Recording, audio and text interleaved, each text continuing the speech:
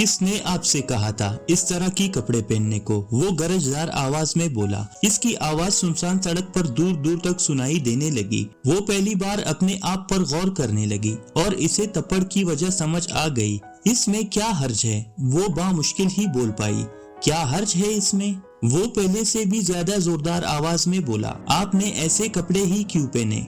इसका बस नहीं चला कि वो आयात का खून कर देता। वो इसके गुस्से से काफी सहम चुकी थी। मैंने सिर्फ ऐसे कपड़े पहने हैं, लेकिन इसमें मेरा तो कोई कसूर नहीं। इसने सफाई देने की कोशिश की, लेकिन नौशेर ने इसकी बात पूरी नहीं होने दी। सारा कसूर आपका ही है।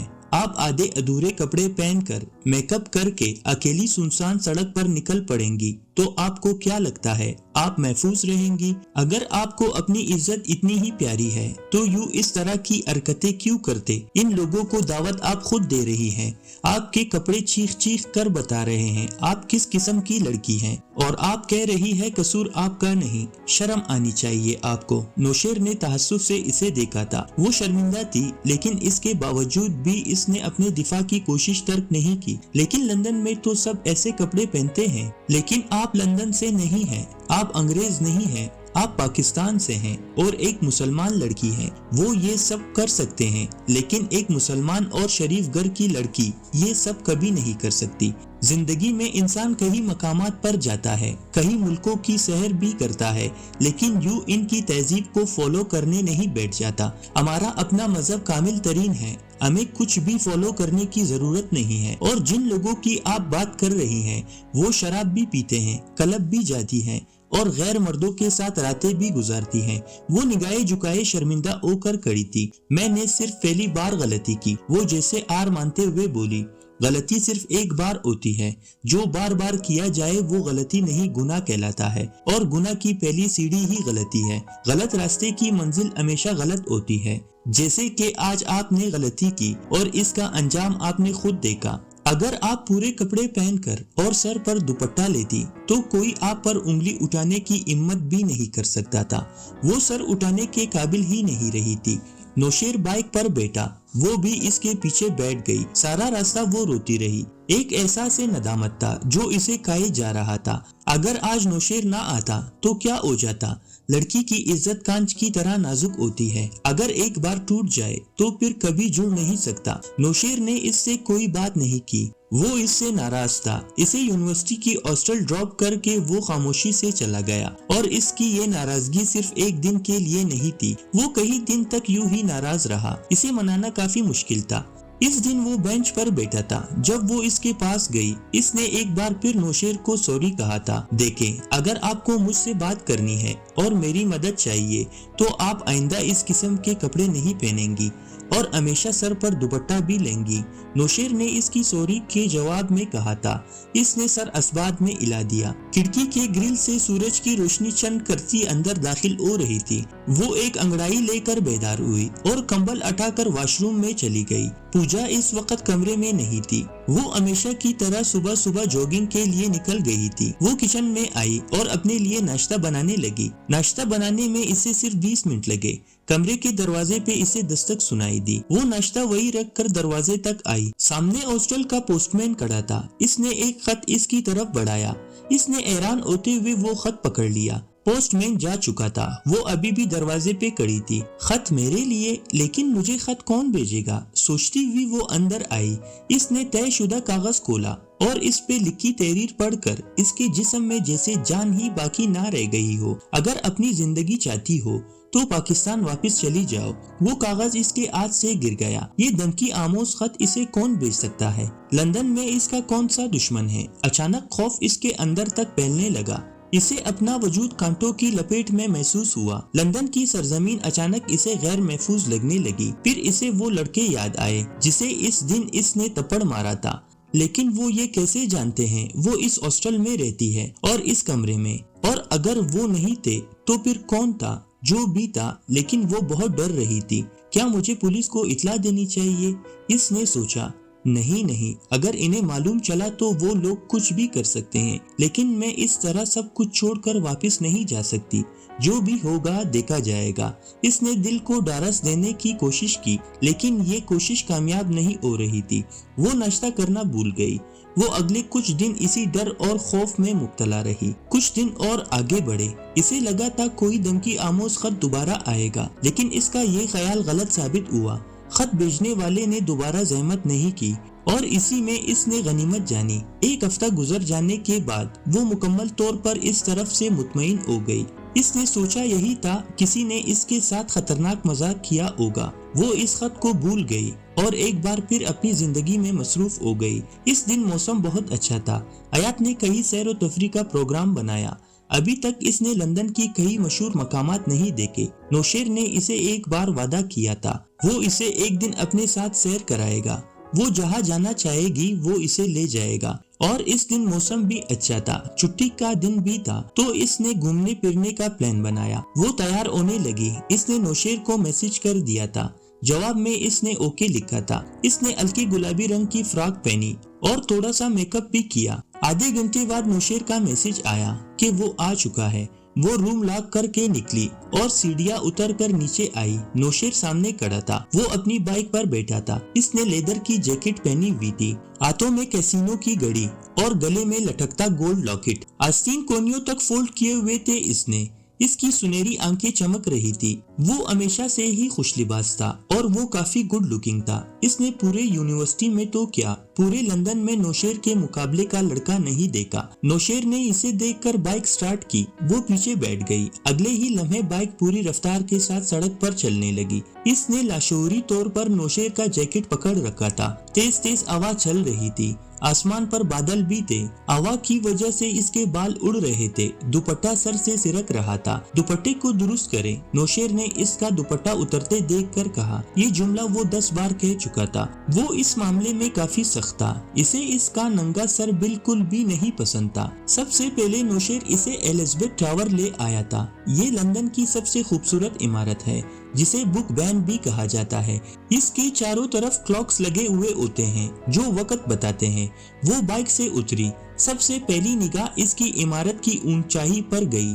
وہ عمارت بہت اونچی تھی، اس کی قد سے بھی بہت اونچی۔ اس عمارت کو آنکھوں کے سامنے دیکھنا اس کی زندگی کی بہت بڑی خواہش رہی تھی اور آج اس کی یہ خواہش پوری ہو چکی تھی۔ وہ عمارت اس کے سامنے تھی، اتنے قریب کہ اگر وہ ہاتھ بڑھاتی تو اسے چھو لیتی۔ نیٹ پہ تصویریں دیکھنا اور بات تھی، لیکن سامنے اس خوبصورت عمارت کو دیکھنا بالکل الگ تھا۔ ان کے علاوہ بھی کئی سیاح تھے وہاں، سینکڑوں کی تعداد میں۔ وہ آس پاس دیکھے بنا کافی دیر تک اس عمارت کو چاروں طرف سے دیکھتی رہی۔ ایک خواب سا لگا تھا اسے سب کچھ۔ اس نے پرس سے موبائل نکالی اور اس ٹاور کی مختلف اینگل سے تصویریں لینے لگی اور ساتھ ہی اپنی بھی کئی سیلفیاں بنا رہی تھی۔ یہ سب کتنا اچھا لگ رہا تھا، یہ حیات سے بہتر کوئی نہیں جان سکتا تھا۔ اس وقت نوشیر اس سے بے نیاز بائک سے ٹھیک لگائے کھڑا تھا۔ پورے آدھے گھنٹے تک وہ ایلزابتھ ٹاور کا نظارہ دیکھتے رہے۔ پھر اسے نوشیر نے چلنے کو کہا۔ وہ کافی بور نظر آ رہا تھا ان سب چیزوں سے، لیکن حیات نے اس کی طرف کوئی خاص توجہ نہیں دی۔ پھر وہ اسے لے کر ایک بہت بڑے اور پرانے میوزیم میں لے آیا۔ لندن کی میوزیم دنیا بھر میں مشہور ہے۔ نوشیر نے پارکنگ میں بائک کھڑی کی، پھر وہ اس کے ساتھ چلتا ہوا اندر آیا۔ پارکنگ ایریا عبور کر کے وہ لوگ اس عجائب گھر کے اندر داخل ہو چکے تھے۔ حیات کو وہاں دیکھنے اور حیران کرنے کے لیے کافی چیزیں نظر آئی۔ وہ ہزاروں کی تعداد میں عجیب عجیب چیزیں تھی جنہیں خوبصورتی سے سجایا گیا تھا۔ کچھ چیزیں شیشوں میں قید نظر آ رہی تھی اور کچھ اس انداز میں رکھے ہوئے تھے کہ انہیں چھو کر اور اٹھا کر دیکھنے کی بھی اجازت نہیں تھی۔ نوشیر بھی ادھر ادھر مختلف چیزیں دیکھ رہا تھا۔ وہاں کئی اشکال کے بہت پرانے مجسمے بھی تھے جو اس طرح کھڑے تھے کہ حقیقت کا گمان ہوتا۔ ایک ایک چیز کو بار بار دیکھنے کے باوجود بھی آنکھیں نہیں بھر رہی تھی۔ وہ پاکستان میں کئی عجائب گھروں میں وزٹ کر چکی تھی، لیکن لندن کی بات کچھ اور تھی۔ وہاں سے فارغ ہونے کے بعد نوشیر اسے ایک آئس کریم پارلر لے آیا تھا۔ اسے یہ جان کر کرنٹ لگا کہ نوشیر کو روزہ ہے، لیکن ابھی تو رمضان المبارک کا مہینہ نہیں ہے، پھر آپ نے کیوں روزہ رکھا؟ وہ احمقانہ سوال پوچھ بیٹھی۔ نوشیر نے تحسف سے اسے دیکھا۔ اللہ تعالیٰ کی عبادت کرنے کے لیے صرف رمضان المبارک کا تو ہی انتظار نہیں کیا جا سکتا، عبادت تو ہم کبھی بھی کسی بھی وقت کر سکتے ہیں، اس نے سنجیدگی سے جواب دیا۔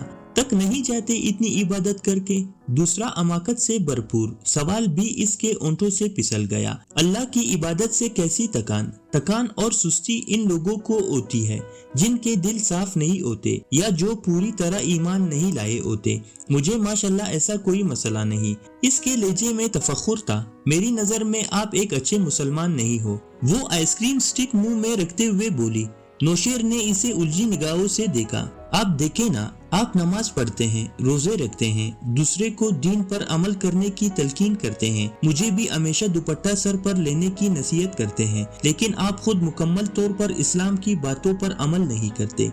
जैसा कि आप क्लीन शेव करते हैं, जबकि इस्लाम में दाढ़ी रखना फर्ज है। और भी ऐसी। नौशेर ने इसकी बात काट दी। दाढ़ी रखना फर्ज नहीं, सुन्नत है, और सुन्नत वो होती है जो हम अपने पाक पैगंबर हजरत मोहम्मद सल्लल्लाहु अलैहि वसल्लम को फॉलो करते हैं। जरूरी नहीं हम एक अच्छा काम नहीं करते तो हमें कोई भी अच्छा काम नहीं करना चाहिए। अब अगर मैं किसी वजह से रोजे नहीं रख पाता तो इसका मतलब ये नहीं है मुझे नमाज भी नहीं पढ़नी चाहिए। मुझसे जितना हो रहा है, मैं जितना कर सकता हूँ मैं कर रहा हूँ, और मैंने ये तो कभी भी नहीं कहा मैं बहुत अच्छा मुसलमान हूँ। हर इंसान की तरह मैं भी गलतियाँ कर सकता हूँ और मैं करता हूँ, लेकिन इसका ये मतलब तो हरगिज नहीं बन जाता मुझे कभी नेकियां नहीं करनी चाहिए। मुझे क्लीन शेव अच्छा लगता है और मैं रखता भी हूँ। इस मामले में मैं नफ्स पर काबू नहीं पा रहा, तो क्या मैं नमाज और रोजे भी छोड़ दूं? आयात इसकी पूरी बात तवज्जो से सुनती रही। इसके जुमले के इख्तिताम पर वो बोली, तो मुझे भी दुपट्टा सर पर लेना अच्छा नहीं लगता, तो क्या मैं भी? नौशेर ने एक बार फिर इसकी बात काटी। मैंने आपको फोर्स नहीं किया दुपट्टे के लिए, इसमें भी आपका अपना फायदा है। अगर आप अपनी मर्जी करना चाहती हैं तो मैं आपको रोक तो नहीं सकता। वैसे भी इस्लाम में जोर जबरदस्ती तो नहीं होती।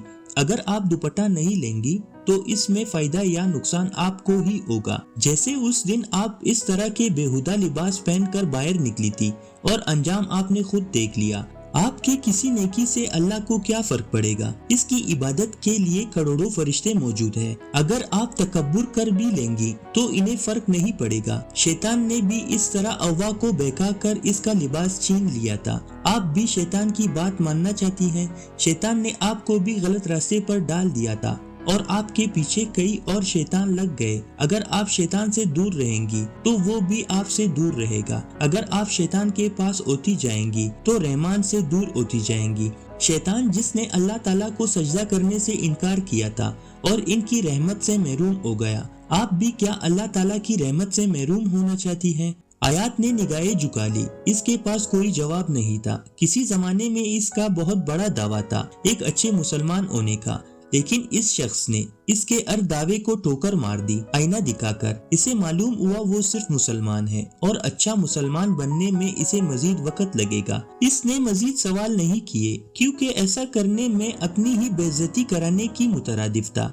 फिर नौशेर इसे एक खूबसूरत झील के किनारे ले आया था। वो इस झील को देखकर पलकें झपकाना भूल गई। कुदरत का वो खूबसूरत मंजर इसकी सोच से भी ज्यादा खूबसूरत था। मसनूई चीजें चाहे कितनी ही खूबसूरती से बनाई जाए, वो कभी भी कुदरती चीजों का मुकाबला नहीं कर सकते। वो मुस्कुराती निगाहों और आंखों से इस झील को देखती रह गई। इसने वहाँ भी कई तस्वीरें बनाई। इसने नौशेर को भी तस्वीर बनाने के लिए दावत दी, लेकिन इसने इनकार कर दिया। वो तब तक एक खूबसूरत दरख्त तले नींद दराज लेटा रहा। वो लम्हे, वो पल बहुत खूबसूरत थे जो लौट कर नहीं आने थे कभी भी, जिन्हें वो मोबाइल और आंखों में कैद करने की नाकाम कोशिश कर रही थी। इन दोनों की वापसी मगरिब के वक्त हुई और वो काफी खुश थी इस दिन। वो इस वक्त लंदन के सबसे बड़े शॉपिंग मॉल के छत तले पूजा के साथ खड़ी थी। इसके चारों तरफ लोगों का एक मेला था। वो इस भीड़ में इन लोगों के साथ इस मजमे का हिस्सा मालूम हो रही थी। पूजा इसके बराबर खड़ी थी। इस खूबसूरत और आलिशान इमारत का अंदरूनी हिस्सा देखकर जितनी वो हैरान थी, पूजा इतनी हैरान नहीं थी, क्योंकि वो इस शॉपिंग मॉल में पहले भी कई बार आ चुकी थी। अगर इसे लंदन का सबसे बड़ा मॉल कहा गया था तो बिल्कुल सही कहा था। वो न सिर्फ इमारत बड़ी थी बल्कि इसकी एक एक चीज खूबसूरती से डिजाइन की गई थी। पूजा इसका हाथ पकड़कर इसे तकरीबन खींचते हुए आगे ले जा रही थी। वो इस मॉल में पहली बार आई थी, इसलिए इसका दिल चाहा। वहाँ के हर चीज अपनी आंखों में महफूज कर ले। मगर ना जाने पूजा को किस बात की जल्दी थी।